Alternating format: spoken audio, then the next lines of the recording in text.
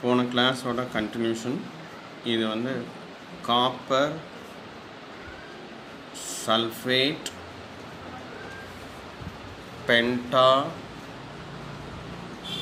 Hydrate அப்படின்னு போன கிளாஸில் பார்த்தோம்.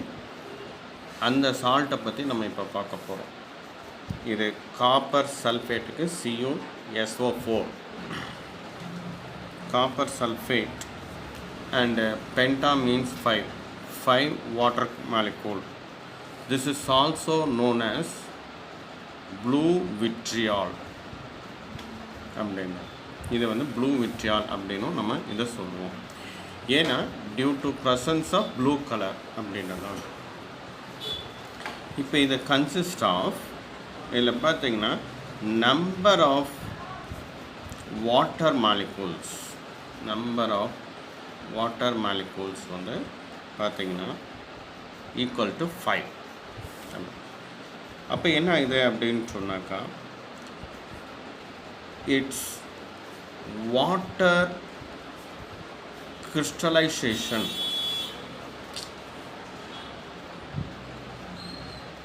Water crystallisation is 5.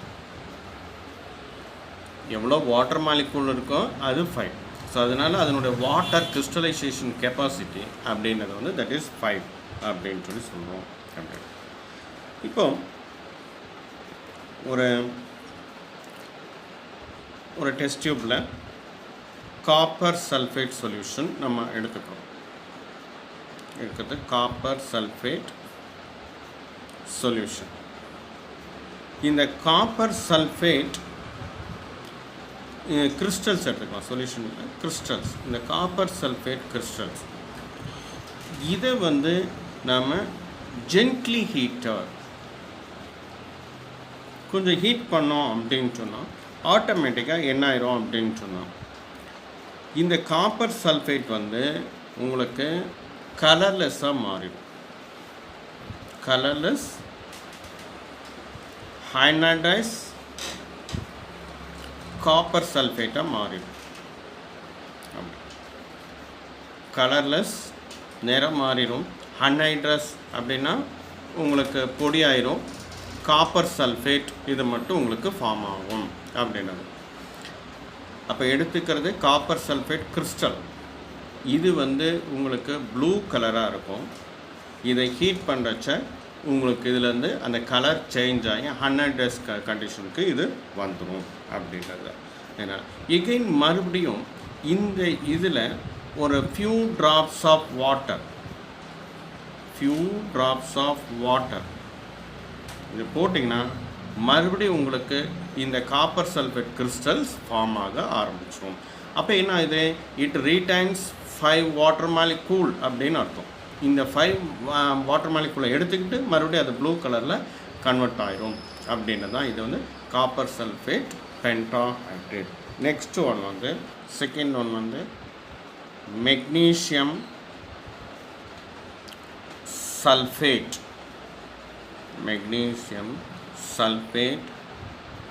Again heptahydrate. Magnesium sulphate heptahydrate அப்படின்னா ஓகே. முதல்ல மெக்னீசியம் சல்ஃபேட் எழுதுவோம். MgSO4 magnesium sulphate and dot hepta means 7. So 7 water molecule அப்படின்றது. அப்போ போன இதில் எழுத மாதிரி number of water molecules equal to 7. அப்போ தேர்ஃபோர் என்ன இதோட இது பார்த்தீங்கன்னாக்கா இட்ஸ் வாட்டர் கிறிஸ்டலைசேஷன் ஆல்சோ 7 அப்படின்றது நம்ம எடுத்துக்கலாம். ஓகே, இந்த இதில் பொறுத்த வரைக்கும் இப்போ இது ரெண்டையும் நம்ம பார்த்துட்டோம். இதுவும் எகைன் வந்து நீங்கள் பார்த்தீங்க அப்படின்னு சொன்னால் இந்த மெக்னீசியம் சல்ஃபேட் .7H2O இதையும் நீங்கள் ஜென்ட்லி ஹீட் பண்ணிங்க அப்படின்னு சொன்னால் இது மறுபடியும் உங்களுக்கு என்ன கிடைக்கும், மெக்னீசியம் சல்ஃபேட்டாக கிடைக்கும்.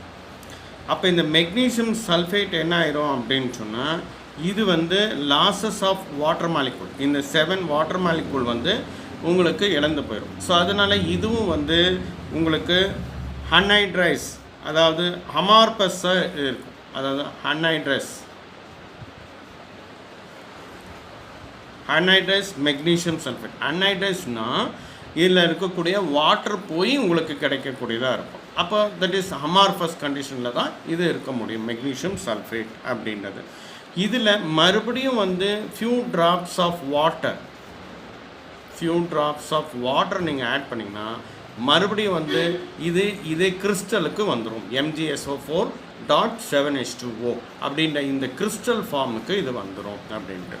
இப்போ டோட்டலாக வந்து இந்த 2 ரியாக்ஷனையும், முன்னாடி படிச்சிருக்கக்கூடிய காப்பர் சல்ஃபேட்டையும் அண்டு இங்கே படிச்சிருக்கிற மெக்னீஷியம் சல்ஃபேட்டுக்கான ரியாக்ஷன்ஸை நம்ம எப்படின்றத பார்ப்போம்.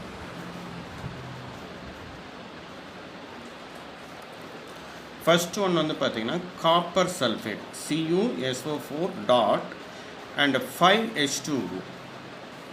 இதை நம்ம ஹீட் பண்ணுறோம்.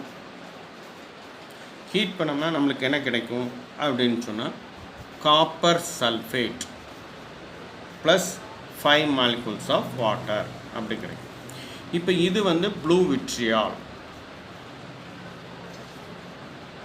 That means it has blue colour அப்படின்றத அர்த்தம். அப்போ இதை ஹீட் பண்ணும்போது 5 வாட்டர் மாலிகூல்ஸ் போயிடுது, நமக்கு காப்பர் சல்ஃபேட் கிடைக்குது. இது வந்து அமார்பஸ் ஃபார்மில் கலர்லெஸ்ஸாக கிடைக்குது அப்படின்றது. ஓகே, எகைன் மறுபடியும் வந்து இதை இப்படி போட்டிருந்தோன்னு வச்சுக்கோங்களேன். அப்போ என்ன ஆகுதுன்னா இது வந்து கூல் பண்ணுறோன்னு அர்த்தம்.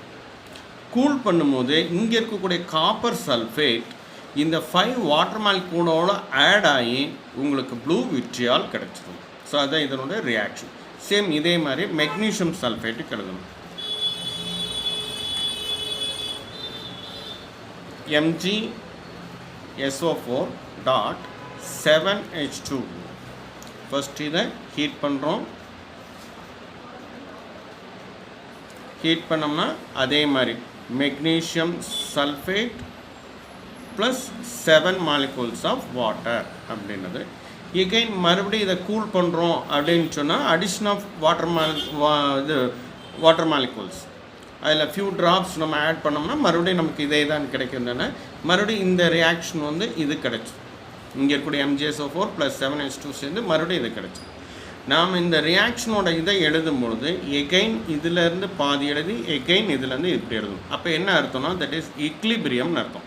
அதாவது ஃபார்வர்ட் ரியாக்ஷனும் நடக்கும், பேக்வேர்ட் ரியாக்ஷனும் நடக்கும் அப்படின்றதான் இதனோட அர்த்தம். இன்னும் ஒரே ஒரு கிளாஸ் இருக்குது, இது அடுத்த கிளாஸில் பார்க்கலாம்.